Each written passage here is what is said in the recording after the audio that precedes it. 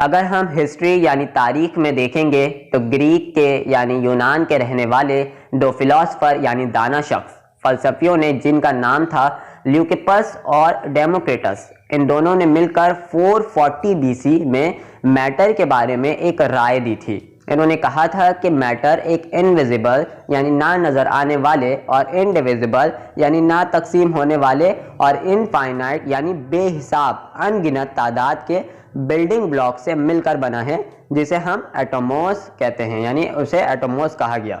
यूनानी जुबान में आ का मतलब है ना और टॉम का मतलब टूटना, यानी कि एटोमोस नॉन ब्रेकेबल, ना टूटने वाला कोई मादा है। इस पुराने उसूल के मुताबिक एटम सिर्फ फलसफों की दलील पर ही मौजूद था। अब तक एटम के बारे में कोई साइंसी दलील नहीं आई थी। ये जो डेमोक्रिटस और ल्यूकिपस है, ये कहते हैं कि मुख्तलिफ किस्म के एटम मुख्तलिफ किस्म के कॉम्बिनेशन से अलग अलग मैटर बनाते हैं। जो मैटर सॉलिड, लिक्विड और गैसेस था, लेकिन ज़्यादातर फिलोसफर उस वक्त इस बात को तरजीह नहीं करते थे कि मैटर सॉलिड, लिक्विड और गैसेस है, बल्कि वो एरिस्टोटल यानी अरस्तू के बनाए गए कॉन्सेप्ट को मकबूल समझते थे, जिसने मैटर के बारे में ये कॉन्सेप्ट बताया था कि मैटर 4 किस्म के अनासिर यानी एलिमेंट से मिलकर बना है, जो कि अर्थ यानी ज़मीन, वाटर पानी और फायर यानी आग है, जिसे हिंदी में धरती यानी ज़मीन, पानी यानी जल, हवा यानी वायु और आग यानी अग्नि कहते हैं। तो अरस्तू उस टाइम ना फेमस साइंटिस्ट था और डेमोक्रिटस और ल्यूकिपस उसके स्टूडेंट्स वगैरह थे, तो कौन मान सकता था कि सॉलिड, लिक्विड, गैस ही असल में मैटर होते हैं, मतलब मैटर की किस्म है। ये जो अरस्तू ने जो कॉन्सेप्ट दिया है ये गलत था।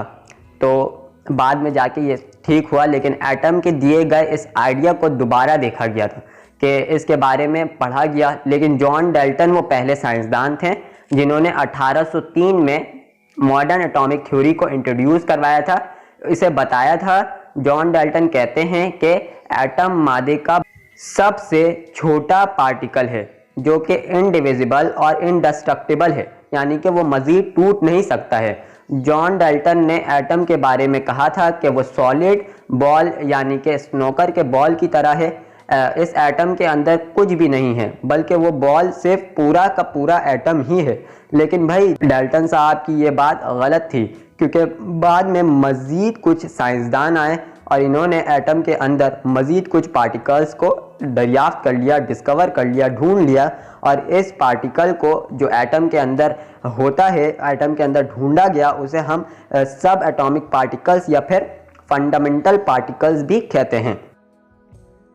और एटम के अंदर 3 किस्म के सब एटॉमिक पार्टिकल्स पाए गए, इलेक्ट्रॉन, प्रोटॉन और न्यूट्रॉन। एक एटम में 100 से ज़्यादा सब एटॉमिक पार्टिकल्स होते हैं। इनको दरियाफ्त कर लिया गया है, जैसे कि electron, proton, neutron, positron, mesons, hadrons, neutrino, anti neutrino वगैरह वगैरह वगैरह। बहुत सारे 100 से ज़्यादा सब एटॉमिक पार्टिकल्स दरियाफ्त हो गए, लेकिन सिर्फ 3 पार्टिकल्स हैं, इलेक्ट्रॉन, प्रोटॉन और न्यूट्रॉन।